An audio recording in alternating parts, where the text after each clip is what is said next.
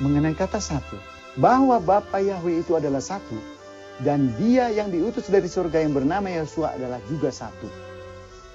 Sekarang bagaimana dengan perkataan Ehad dalam pengertian menyatu? Yosua berdoa kepada Bapa Yahweh supaya sebagaimana ia satu dengan Bapa Yahweh, maka dia berdoa supaya murid-murid itu satu dengan mereka, dengan Bapa Yahweh dan dengan Yosua. Satu di situ artinya adalah menyatu, menyatu dalam roh. Mari kita baca di dalam Yohanes 17 ayat 20 sampai 21 dan juga ayatnya yang ke-23, Yosua berdoa seperti ini. Dan bukan untuk mereka ini saja aku berdoa, tetapi juga untuk orang-orang yang percaya kepadaku oleh pemberitaan mereka, supaya mereka semua menjadi satu. Maksudnya murid-murid dan orang-orang yang akan dikabarkan oleh murid-murid ini. Sama seperti engkau ya Bapa, maksudnya Bapa Yahweh, di dalam aku, dalam Yosua, dan aku di dalam engkau, di dalam Yahweh. Agar mereka, murid-murid, juga di dalam kita, di dalam Yahweh dan Yosua. Supaya dunia percaya bahwa engkaulah, Bapa Yahweh maksudnya, yang mengutus aku, yang mengutus Yosua. Aku di dalam mereka dan engkau di dalam aku, supaya mereka sempurna menjadi satu. Agar dunia tahu bahwa engkau yang telah mengutus aku, dan bahwa engkau mengasihi mereka sama seperti engkau mengasihi aku. Jadi terjemahan yang lebih tepat adalah supaya menyatu. Itu yang benar. Jadi Ehad. Jadi kalau Bapa Yahweh Ehad atau menyatu dengan Yosua, itu menyatu di dalam roh. Karena roh yang ada dalam Yosua adalah rohnya Bapa Yahweh. Bukan berarti Bapa Yahweh menjadi Yosua, Yosua menjadi Bapa Yahweh. Dan demikian juga, jika Yosua berdoa supaya baik Bapa Yahweh dan Yosua menyatu dengan murid-murid, bukan berarti murid-murid menjadi Bapa Yahweh atau menjadi Yosua. Dan itu berlaku kepada kita sekarang. Tubuh kita adalah tempatnya roh Elohim tinggal. Jika roh Elohim ada di dalam tubuh kita, kita menyatu atau ehad dengan Elohim, maka apakah kita menjadi Bapa Yahweh? Apakah kita menjadi Yosua? Tentu bukan. Itulah pengertian daripada menyatu. Jadi kita ketahui bahwa Bapa Yahweh lah yang memiliki otoritas tertinggi daripada semuanya. Dialah yang mengutus. Dialah yang memberi kuasa. Bahkan dialah yang memberikan tempat di sebelah kanan Bapa Yahweh kepada Yosua Amasiah. Dialah yang menjadikan Yosua menjadi raja. Dan dalam semuanya itu, Yosua tetap takluk dan tunduk kepada Bapa Yahweh. Dia mengatakan, aku datang dari Bapa. Dan aku pun akan kembali kepada Bapa. Bapakku lebih besar daripada aku. Dan dia juga mengatakan bahwa dia akan diutus kembali kedua kali. Dan tentang waktunya kapan dia akan diutus ke dunia ini kembali, Yosua menyaksikan tidak seorang pun yang tahu. Malaikat tidak tahu. Yosua sendiri sebagai sang anak pun tidak tahu. Hanya Bapa yang tahu. Inilah yang membuktikan bahwa Yahweh itu adalah satu dan Yosua itu adalah satu. Lalu bagaimana dengan Roh Kudus? Yahweh itu adalah roh.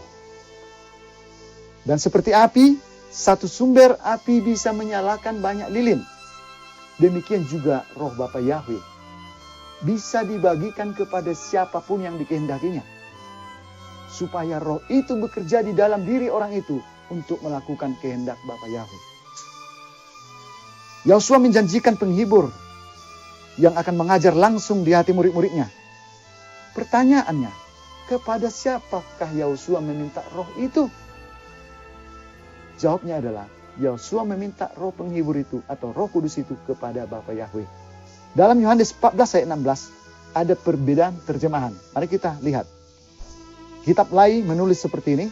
Aku akan meminta kepada Bapa dan ia akan memberikan kepadamu seorang penolong yang lain supaya ia menyertai kamu selama-lamanya. Seakan-akan ada orang yang lain kalau kita baca ini. Ya. Tapi yang terpenting kita melihat persamaannya bahwa Yosua meminta kepada Bapa roh penghibur itu. Oke? Di dalam the scripture dikatakan seperti ini. And I shall ask the Father, I di situ Yahusua, Father di situ Yahweh, and He shall give you another helper to stay with you forever. Terjemahan langsungnya, dan aku akan meminta kepada Bapa, dan Dia akan memberikanmu penolong yang lain. Ya, jadi bukan seorang, tapi penolong yang lain. To stay with you forever. Untuk tinggal bersama-sama dengan kamu selamanya. Nah itu. Jadi, roh itu berasal dari Bapa Yahweh. Sama seperti yang saya sampaikan. Seperti api, sumbernya satu. Api ini bisa menyalakan lilin-lilin yang tidak terhitung banyaknya. Tetapi jika hubungan antara sumber dengan lilin itu diputus, maka api yang ada di lilin itu akan terputus juga. Akan padam juga. Sama halnya yang terjadi dengan Saul. Roh Elohim, roh Tuhan menyertai Saul. Diam di dalam Saul sehingga dia menjadi raja.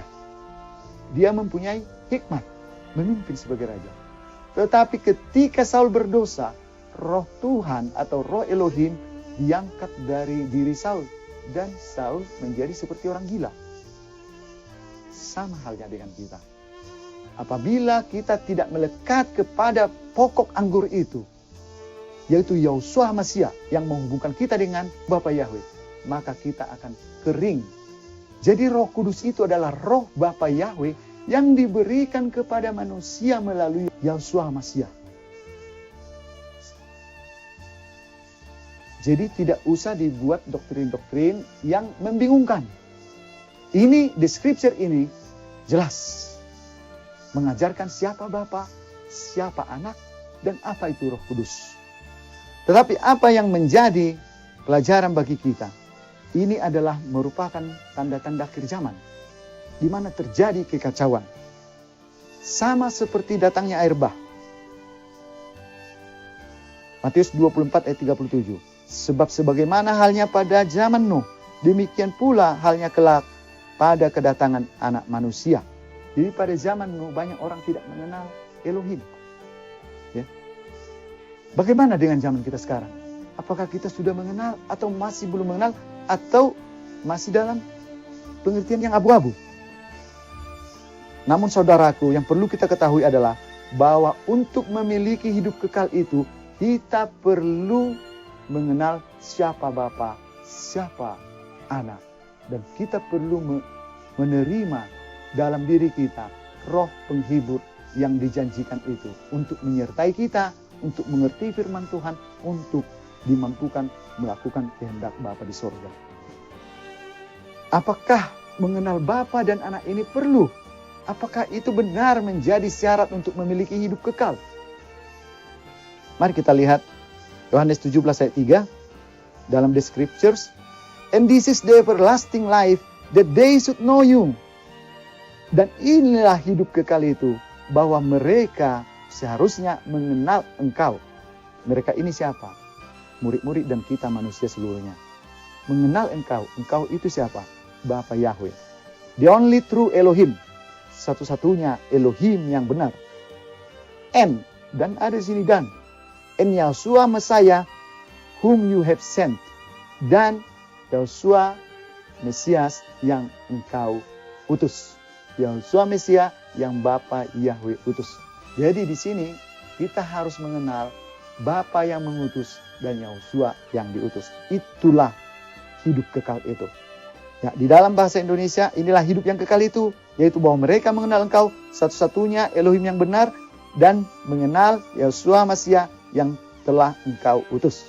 Karena itu saudara-saudaraku, marilah kita merindukan hidup kekal itu.